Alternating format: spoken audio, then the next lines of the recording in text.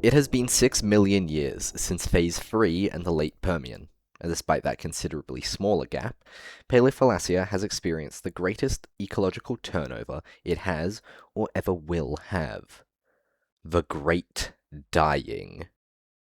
Despite Paleothalassia being as isolated as it was, the impact of the extinction was as hard as anywhere on Pangaea. Extreme aridity took over the continent, completely destroying fragile ecosystems like the coal swamps. The aridity allowed fires to rage across the rest of the continent, with them being spurred on by the sudden eruption of Paleothalassia's hotspot. Over the course of the past 23 million years, the hotspot has remained in the same place, just being dormant as the continent moved over. Pressure built up, and in the latest Permian it erupted near the lagoon, likely being the primary cause of its high acidity. The burning of the volcano helped destroy Paleothalassia alongside the already devastating effects of Siberian trap volcanism. The Great Dying didn't just affect the land, in fact, having the worst of its effects in the oceans. The eruption of the Siberian traps increased overall ocean acidity, resulting in 90% of marine organisms dying off. This extinction in the marine realm destroyed the most unique ecosystems in Paleothalassia, the giant rugose reefs, and the crinoid gardens.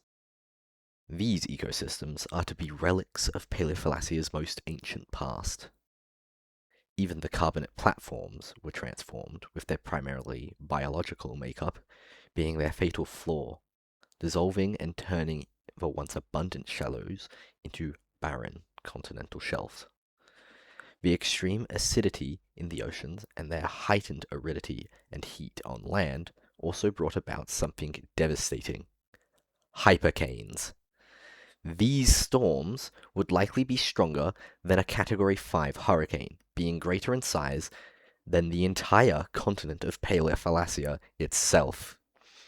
The effects of this extinction resulted in so much biomass being lost that the rivers of Paleothalassia ran straight.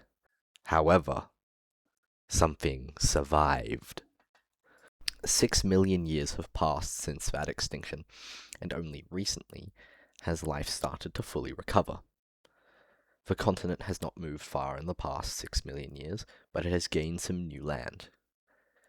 90% of the vertebrates present on the continent have disappeared, and as the currents change, the ecosystems inverted, leading to a now rich forested south, as opposed to the once terrible desert.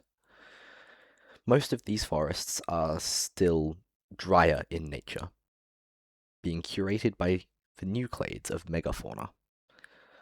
Along the southwestern coasts of the continent, temperate rainforests are abundant, with these being the wettest terrestrial environments on the whole continent. Moving north, the continent opens up as it gets hotter and drier. The savannas here are the largest terrestrial environments on the continent, being little more than desert half of the year before completely flooding in the wet season.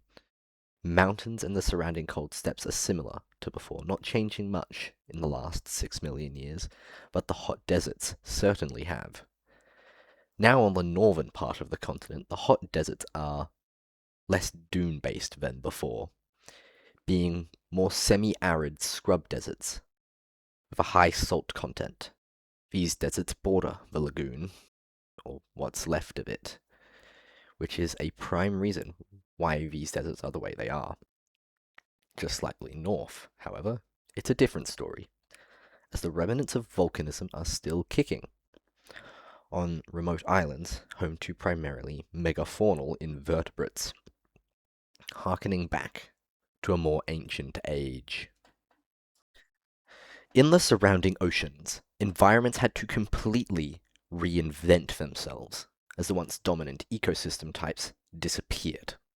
In the remnants of the lagoon, microbial reefs have appeared, due to the near-complete sterilization of this region, with stromatolites here still growing from those sterile days.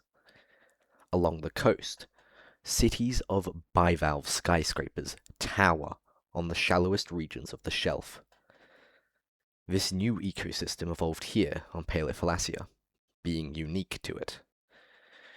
Deeper off the coast are sponge reefs, dominated by nearly 2-meter tall sponges in numerous vibrant colors. The destruction of carbonate platforms resulted in a replacement from deeper shelf ecosystems. Stability is slowly being reached on the continent, with its isolation meaning Paleothalassia took longer to recover than its neighboring supercontinent. Megafauna is returning, and life is returning to a new normal. While the short time frame between phases has limited the arrival of new clades on land, a wide new cast of vertebrates have arrived in the aquatic realm, from marine temnospondyls to sauropterygians and ichthyosaurs. The new titans of the deep have certainly arrived in force. Alongside the many survivors and newcomers, 8 of the strangest and most unique survivors will be revealed over the first 8 weeks of the project. Stay tuned, and if you would like to join the project, feel free to join the Discord link below. And thank you for watching.